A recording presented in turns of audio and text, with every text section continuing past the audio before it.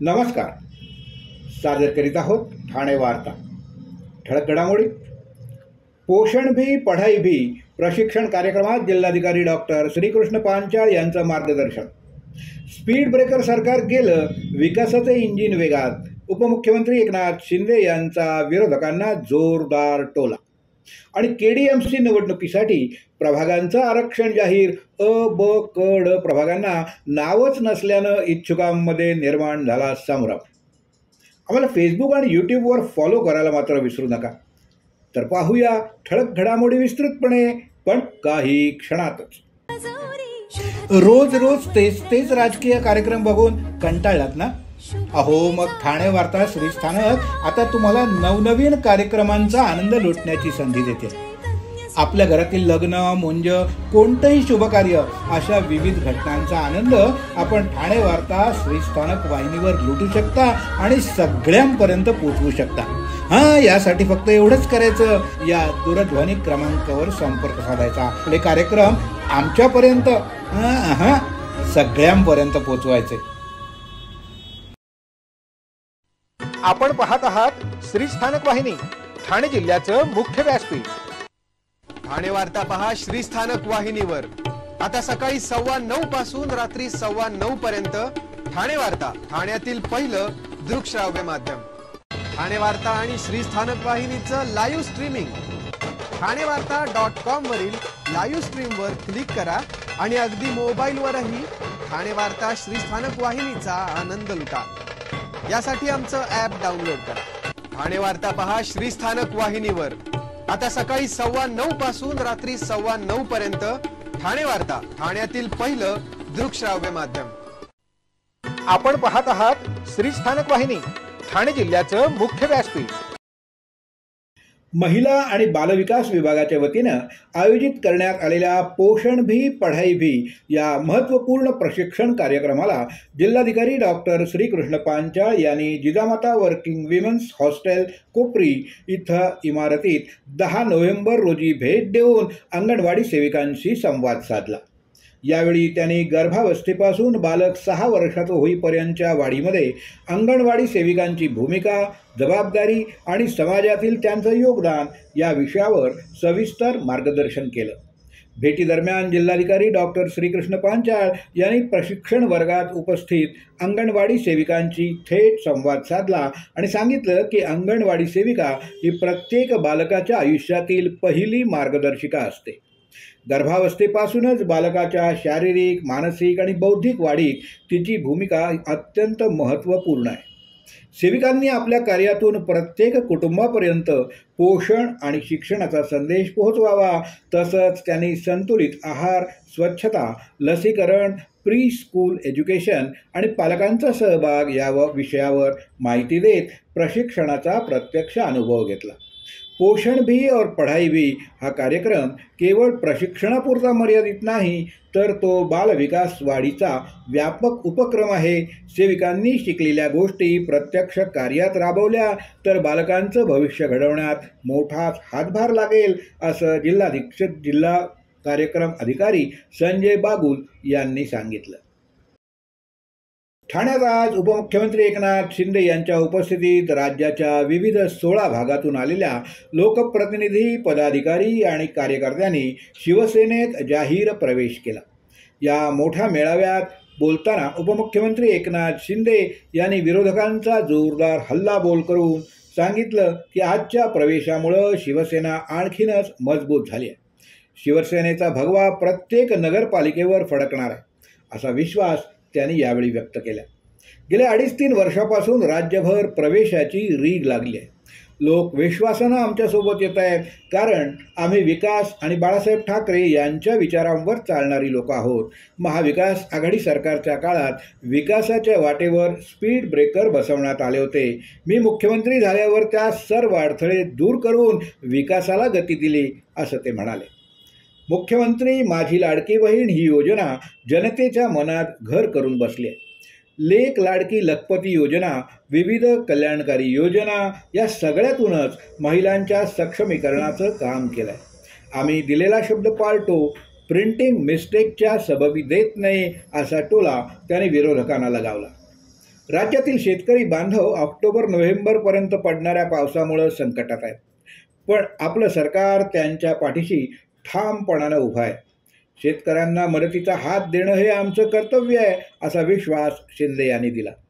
लोकांच्या समस्या सोडवा, कुठं अन्याय होत असेल तर तो सहन करू नका. तुमच्या पाठीशी शिवसेना खंबीरपणे उभा आहे. ज्या विश्वासानं तुम्ही आलात त्या विश्वासाला मी तडा जाऊ देणार नाही, असं भविष्यातील कामकाजाबाबत शिंदे यांनी कार्यकर्त्यांना आवाहन करताना सांगितलं.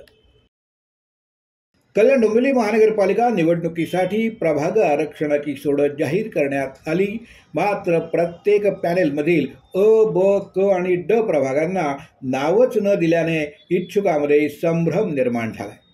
यावेळी प्रथमच महानगरपालिकेची निवडणूक बहुसदस्यीय पद्धतीनं होत असून 122 जागांसाठी 31 पॅनेलमध्ये आरक्षण सोडत जाहीर झाले. शिंदे सेनेच्या माजी महापौर वैजयंती घोलप यांनी सांगितलं की प्रभागांना नावं नसल्यानं सामान्य कार्यकर्त्यांपेक्षा धनाढ्य आणि प्रभावी नेत्यांना फायदा होणार आहे. आरक्षणावर हरकती घेण्याची मुदत 17 ते 24 नोव्हेंबरपर्यंत असून अंतिम आरक्षण प्रारूप 2 डिसेंबर रोजी प्रसिद्ध केलं जाणार आहे. ही माहिती KDMC आयुक्त अभिनव गोयल यांनी दिली. ठाणे महानगरपालिका निवडणुकीसाठीची प्रभाग आरक्षण सोडत सर्वांच्या साक्षीनं आणि अत्यंत पारदर्शक पद्धतीनं पार पडले. या सोडतीदरम्यान संभाव्य उमेदवार, जनप्रतिनिधी आणि नागरिक मोठ्या संख्येनं उपस्थित होते.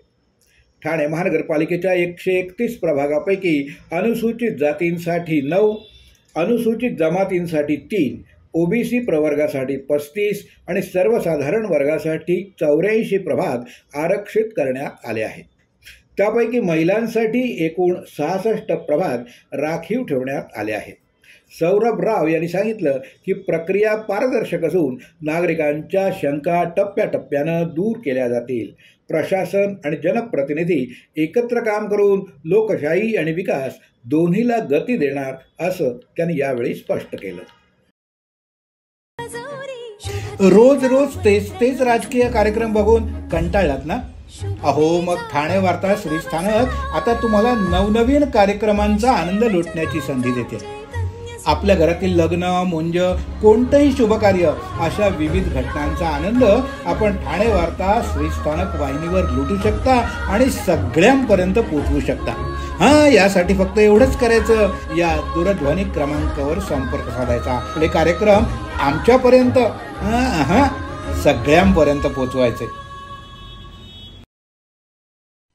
आपण पाहत आहात श्रीस्थानक वाहिनी, ठाणे जिल्ह्याचं मुख्य व्यासपीठ. ठाणे वार्ता पहा श्रीस्थानक वाहिनीवर. आता सकाळी 9:15 पासून रात्री 9:15 पर्यंत ठाणे वार्ता, ठाण्यातील पहिलं दृकश्राव्य माध्यम.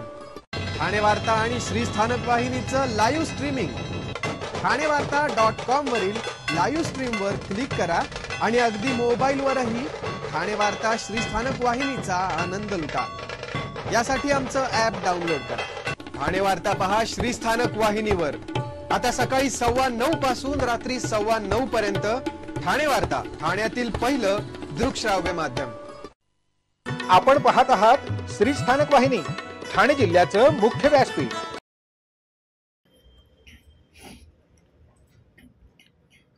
देश सुरक्षित हातात आहे असं म्हणणाऱ्या मोदी सरकारच्या काळातच देशात पुलवामा, पहलगाम आणि आता दिल्लीत दहशतवादी हल्ले झाले आहेत. हे केंद्र सरकारचं अपयश आहे, असा आरोप करीत राष्ट्रवादी काँग्रेस शरदचंद्र पवार गटाचे राष्ट्रीय सरचिटणीस डॉक्टर जितेंद्र आव्हाड यांच्या सूचनेनुसार तथा जिल्हाध्यक्ष मनोज प्रधान यांच्या मार्गदर्शनाखाली डॉक्टर बाबासाहेब आंबेडकर पुतळ्यासमोर मूक निदर्शनं करण्यात आली. यावेळी स्फोटात मृत्युमुखी पडलेल्यांना आदरांजली देखील अर्पण करण्यात आली. सोमवारी संध्याकाळी दिल्लीतील लाल किल्ला मेट्रो स्टेशन समोर एका स्फोटात मृत्युमुखी पडलेल्यांना दहशतवाद्यांनी स्फोट घडवला. या स्फोटात अधिकृतरित्या 9 जणांचा मृत्यू झाल्याचं सांगण्यात येत असून 22 जण जखमी झाले. या घटनेच्या निषेधार्थ आज डॉक्टर बाबासाहेब आंबेडकर यांच्या पुतळ्यासमोर राष्ट्रवादी काँग्रेस शरदचंद्र पवार गटाच्या कार्यकर्त्यांनी काळ्या फिती लावून निदर्शनं केली. दहशतवाद्यांचा बिमोड केलाच पाहिजे. राजधानीवरील हल्ला सहन करणार नाही. हल्ल्याला जबाबदार कोण, अशा आशयाचे फलक आंदोलकांनी हातात घेतले होते. केंद्रातील मोदी सरकार हे सर्व पातळीवर अपयशी ठरलं आहे. त्यामुळंच निवडणुकांच्या काळात स्फोट होत आहेत. म्हणूनच या सरकारनं तात्काळ राजीनामा द्यावा, असं यावेळी महिला अध्यक्ष सुजाता घाग यांनी सांगितलं. तर एकीकडे देशावर दहशतवादी हल्ले होत असताना आपले पंतप्रधान भूतानच्या राजाचा वाढदिवस साजरा करायला जातात. पुलवामाच्या दिवशी देखील डिस्कव्हरी चॅनलचं शूटिंग करीत होते. काँग्रेसच्या सत्ता काळात स्फोट व्हायचे, पण भाजपच्या काळात फक्त निवडणुका आल्यावरच स्फोट होतात. याचाच अर्थ हे सरकार निवडणूकजीवी असून हे निवडणूकजीवी सरकार भारतीय जनतेचा जीव घेत आहे. अपयशी ठरलेल्या या केंद्रीय गृहमंत्र्यांनी राजीनामा द्यावा, अशी मागणी प्रदेश प्रवक्त्या रचना वैद्य यांनी केली.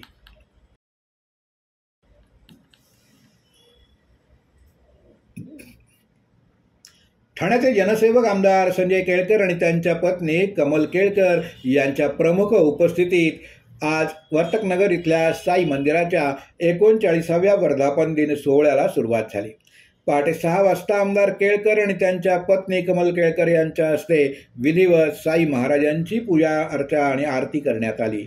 उपस्थित साई भक्तांना यावेळी प्रसाद म्हणून केळकर यांच्या हस्ते लाडूचं वाटप करण्यात आलं.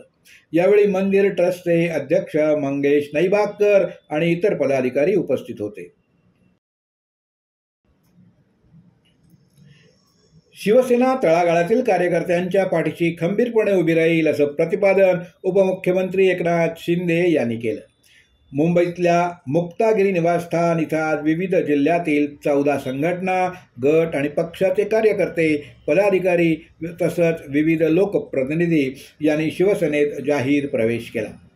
उपमुख्यमंत्री एकनाथ शिंदे यांच्या उपस्थितीत झालेल्या या भव्य प्रवेश सोहळ्यात सर्व नवागतांचं पक्षात मनःपूर्वक स्वागत करण्यात आलं. उपमुख्यमंत्री एकनाथ शिंदे यांनी सर्वांचं स्वागत करताना सांगितलं की शिवसेना ही कार्यकर्त्यांची पक्षसंस्था आहे. जो काम करेल त्याचा सन्मानच वाढेल. सर्वसामान्य, मागासवर्गीय आणि तळागाळातील लोकांच्या विकासासाठी शिवसेना नेहमीच अग्रस्थानी राहील. ते पुढे म्हणाले, दररोज राज्यभरातून हजारो कार्यकर्ते शिवसेनेत दाखल होत आहेत. हा विश्वास आमच्यासाठी सर्वात मोठी प्रेरणा आहे. मी मुख्यमंत्री असताना देखील कार्यकर्ता म्हणूनच काम करत होतो आणि आज देखील तसंच काम करतोय. हा पक्ष कोणा मालक नोकरांचा नाही तर कार्यकर्त्यांचा आहे. जो शब्द दिला तो मी नेहमीच पाळतो आणि म्हणूनच लोक आज शिवसेनेच्या विचारांवर विश्वास ठेवतात. शिंदे यांनी नव्या कार्यकर्त्यांना शुभेच्छा देताना सांगितलं की कोळीवाडा आणि इतर भागांचा विकास हा प्राधान्यानं केला जाईल. प्रत्येक नव्या सहकार्याच्या पाठीशी शिवसेना खंबीरपणानं उभी राहील. शिवसेनेचा जनाधार वाढतोय. विविध जिल्ह्यातील 14 गटांच्या प्रवेशामुळं शिंदे गट आणखीनच मजबूत होत असल्याचं देखील शिंदे यांनी यावेळी अधोरेखित केलं. ठाणे जिल्ह्याचे जिल्हाधिकारी डॉक्टर श्रीकृष्ण पांचाळ यांनी 10 नोव्हेंबर रोजी ठाण्यातील कमलिनी कर्णबधीर विद्यालयाला भेट देऊन विद्यार्थ्यांशी प्रत्यक्ष संवाद साधला. कर्णबधीर विद्यार्थ्यांच्या शिक्षण पद्धती, श्रवण वाचा विकासासाठी करण्यात येणारे उपक्रम तसंच कोचलियर इम्प्लांट सर्जरी या तंत्रज्ञानाची गरज आणि उपयुक्तता देखील जाणून घेतली. या भेटीदरम्यान जिल्हाधिकारी डॉक्टर पांचाळ यांनी प्रत्येक वर्गाला भेट देऊन विद्यार्थ्यांशी आत्मीयतेनं संवाद साधला. शिक्षणासोबतच त्यांच्यात आत्मविश्वास, संवाद कौशल्य आणि सामाजिक जाणीवांबाबत माहिती घेतली. जिल्हाधिकारी यांनी विद्यार्थ्यांना प्रोत्साहन देऊन सांगितलं की तुम्ही परिस्थितीवर मात करून ज्ञान आणि श्रमाच्या बळावर भविष्य घडवू शकता. तुमच्यात असलेली जिद्द तुमची खरी ताकद आहे.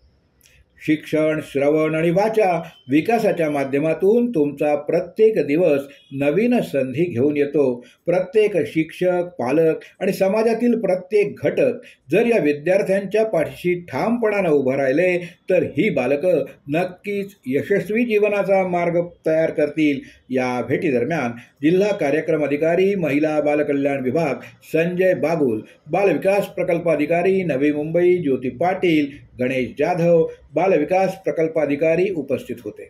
त्यांनी शाळेच्या अध्यापक वर्गाशी चर्चा करून विद्यार्थ्यांच्या सर्वांगीण विकासासाठी प्रशासनाच्या स्तरावरून आवश्यक ते पाठबळ तात्काळ देण्याचं आश्वासन दिलं. रोज रोज तेच राजकीय कार्यक्रम बघून कंटाळलात ना? अहो, मग ठाणे वार्ता श्रीस्थानक आता तुम्हाला नवनवीन कार्यक्रमांचा आनंद लुटण्याची संधी देते. आपल्या घरातील लग्न, मुंज, कोणतंही शुभकार्य अशा विविध घटनांचा आनंद आपण ठाणे वार्ता श्रीस्थानक वाहिनीवर लुटू शकता आणि सगळ्यांपर्यंत पोहोचवू शकता. यासाठी फक्त एवढंच करायचं, या दूरध्वनी क्रमांकावर संपर्क साधायचा. आपले कार्यक्रम आमच्यापर्यंत सगळ्यांपर्यंत पोहोचवायचे. अहो, आपण आपलं घर स्वच्छ, सुंदर, नीटनेटकं ठेवतो ना, मग आपण आपल्या शहराच्या बाबतीत उदासीन का? आपलं शहर स्वच्छ, सुंदर आणि नीटनेटकं ठेवणं ही आपली जबाबदारी आहे, हो ना?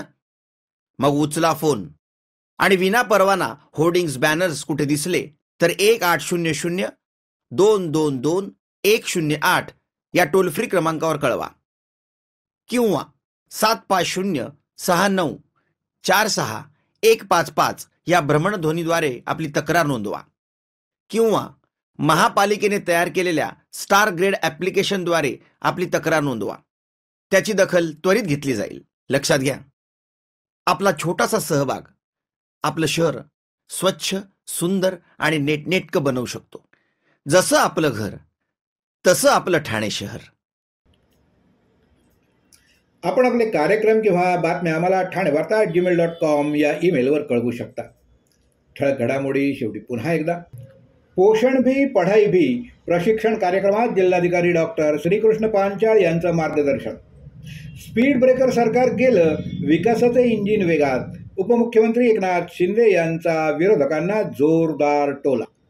आणि KDMC निवडणुकीसाठी प्रभागांचं आरक्षण जाहीर. अ, ब, क, ड प्रभागांना नावच नसल्यानं इच्छुकांमध्ये निर्माण झाला संभ्रम.